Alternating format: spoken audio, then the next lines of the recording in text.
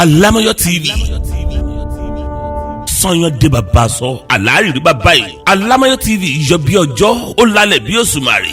Alamayo TV ìkànnì alárààgbà ìdá tí wọ́n ti ń gbé àṣà àti ìṣe Yorùbá lárugẹ. Oríkì orílẹ̀ ṣíṣe àpọ́nlé àwọn lọ́balọ́ba wa. Ìtàn àtẹ̀rẹ́ oníṣe pẹ̀lú orin tó ní ìgbà tó bá gbà mú gbogbo ẹ̀ lórí ìkànnì Alamayo TV lẹ́ ó ti máa wò ó. Ó yá ẹ máa bá wa ká lọ.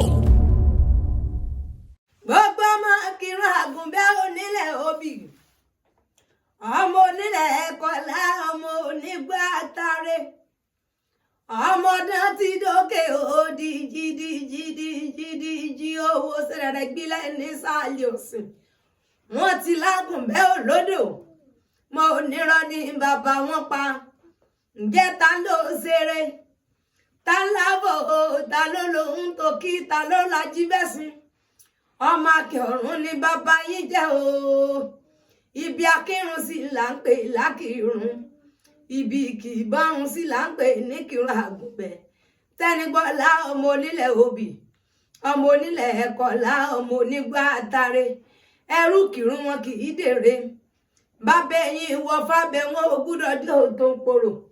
Ìbílẹ̀ àgùnbẹ́ ń ní ọgbẹ́ pàlẹ́rì o. Ọmọ Sújìnà.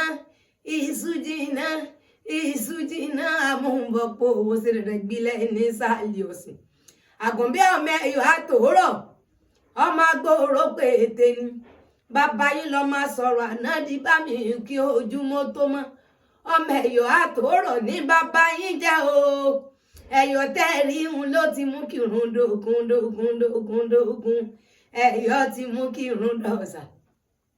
Ẹ̀yọ́ ló ti mú kí irun dùn gbọ́ngbọ́n lẹ́yìn o. Tẹ́nigbọ́lá ọmọ onílẹ̀ òbí. Onílẹ̀ ẹ̀kọ́lá Tẹ́nigbọ́lá ọmọ onígbà àtàrẹ tó gúnra lù olóbì kan jẹ́ fọ́ra mú dí alọ́mú. Àgùnbẹ́ ń ó sì mọ̀ pé bàbá ẹ̀yìn. Àgùnbẹ́ rẹ̀ èdèrè. Bàbá wa ìwọ̀ fàbẹ̀ wọn ò gbúdọ̀ di òtún pòrò. Ọ̀yọ́ ni bàbá yín ti wá tẹ̀dó.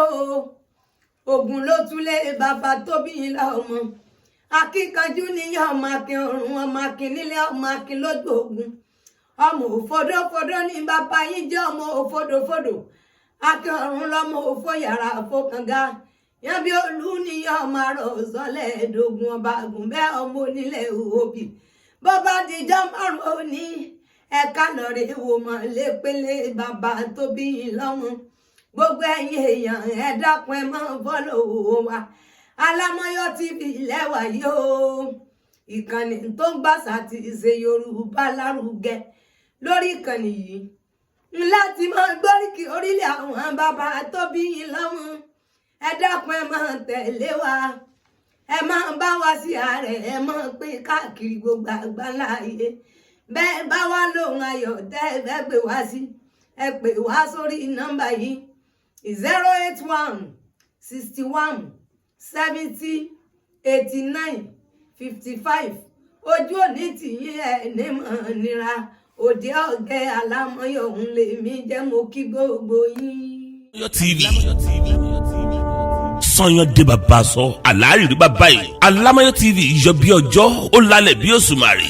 Alamayo TV ìkànnì alárààgbà ìdá tí wọ́n ti ń gbé àṣà àti ìṣe Yorùbá lárugẹ. Oríkì orílẹ̀ ṣíṣe àpọ́nlé àwọn lọ́balọ́ba wa. Ìtàn àtẹ̀rẹ́ oníṣe pẹ̀lú orin tó ní ìgbà tó bá gbà mú gbogbo ẹ̀ lórí ìkànnì Alamayo TV lẹ́ ó ti máa wò ó. Ó yá ẹ máa bá wa ká lọ.